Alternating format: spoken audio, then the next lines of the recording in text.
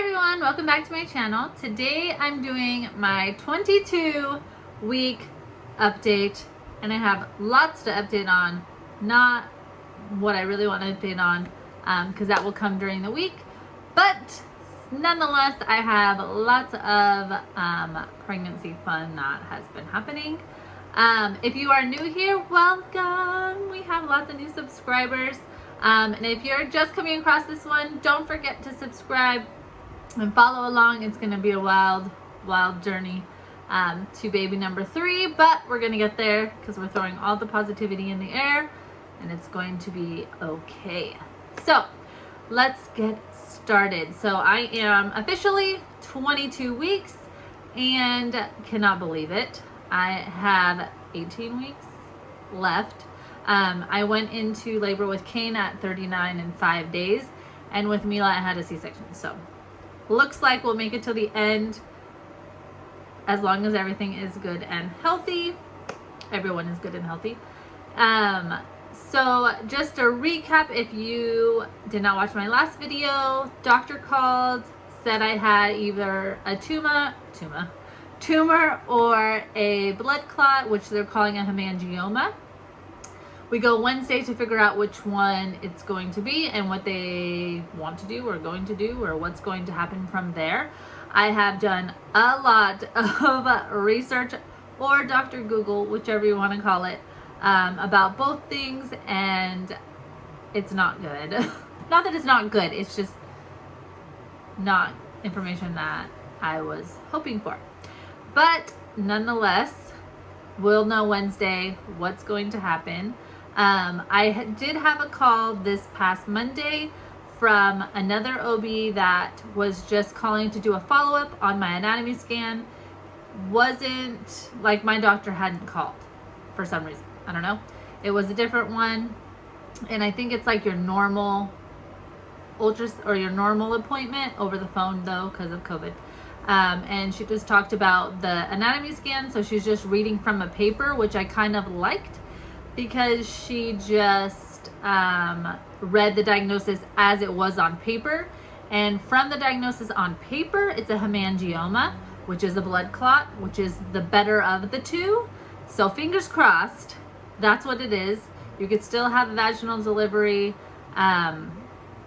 It can come out and you can bleed a lot, or your body dissolves and does that. If you don't know, or if you remember from the beginning, I had a subchorionic hemorrhage. This would be a subchorionic hematoma. So the hemorrhage is what I had, the blood clots, and they did pass. And then my body absorbed the rest. This one's actually a hemangioma. Hopefully that will pass or be absorbed. So hoping it doesn't pass, just hoping my body absorbs it, because I really don't. The bleeding is so scary to me. And she of course said, if you start bleeding, go to the hospital, all of that. So as of now, we are good. There's no bleeding, knock on wood. But that is that update. So I had that call on Wednesday or Monday with that doctor, and she kind of just didn't make it sound like it was too crazy, but we'll see Wednesday.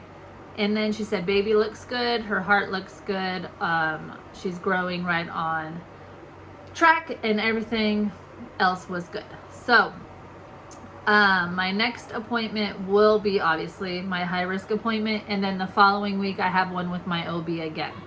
So hopefully we will have answers and I will give them all to you. Also, a name reveal video is coming. We had a last minute change of name, so if you think you know the name, you don't know it anymore, because we have now changed the name. So that's exciting, so look out for that. But for my symptoms, I am having all of the breakouts, not too bad on my back though, but all the breakouts, just like bumpiness, just my skin is just crap. My hair, obviously you can see it's like, this is my regrowth from Kane, so which is gonna fall out sooner or later after I have this baby. And My other symptoms would be like the belly stretching, pains on the bottom.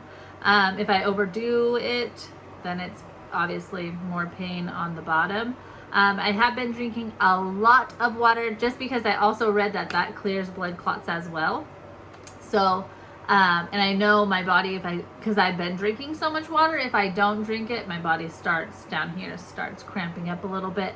So then in turn, I have to drink more water. So as for my cravings, so much cravings, so much sugar, so much just bad. I actually went to the gas station and got gas station nachos and regretted it for like 3 days. I had the worst stomach ache for so long, and just like an aching, not good nachos pain. It didn't help that they were stale and I still ate them. Pregnancy problems. But anyhow, so just craving all of the bad things. Kind of craving water once in a while, which is good. The one thing I am noticing is if I don't eat before bed, like cereal, like I've always said with, I swear, all 3 of my pregnancies, I'm like super nauseous and starving when I wake up in the morning. So I know, and I remember with my last pregnancy, I just have to eat before bed, which usually I do. Usually it's not healthy, but it'll do it and it doesn't make me sick. So I also have been trying to do more protein, more eggs, just reading a little bit about the tumor and the hemangioma, just trying to produce more blood. I mean, I produce obviously an over amount of blood, but both of them can take blood from the baby and we don't want that. So I've been trying to do more iron enriched foods so that I can make more blood, and hopefully that makes everything better, because that's just what you think in your brain. One more symptom that I keep forgetting every single time I do one of these is my emotions. They're like this, like a roller coaster. More recently, I think just finding out news, not good news, makes you a little more emotional. So I was really good with the news of what it could be wrong, and then I wasn't. And I cried for a long time. And I am not a crier at all. Like, I hardly, not pregnant Laci, hardly ever cries. Nothing, like never. Pregnant Laci cries all the time. I remember with Mila, cried so much. Kane I didn't, because I feel like it's a boy, so the boy hormones aren't as crazy as girl. But being that this is a girl, back at the crying. Not crying over little things like I was with Mila. Flashback, I cried about pizza with Mila. Craziness. But just like the overwhelming ness sometimes of 2 kids can get me, and which I know it's normal, and 2 kids is a lot, and I'm gonna look back after I have 3 and be like, okay, Laci, 2 kids, that was easy. But we're all good, and it's good to cry once in a while. But that is one symptom that I always forget to say, and it's the biggest one. Just my hormones are all over the place, and I'm happy, sad, like irritated, like don't care, like just all of the above in a day, which is kind of exhausting. Anywho, that is it for my symptoms and cravings and update on our not so good news, but we will have an update on Wednesday. Hopefully, I have an appointment Wednesday morning, so hopefully by the evening when I post, then you'll get to see all of that, or what is come from that. So let's do a belly. Here is with the shirt on.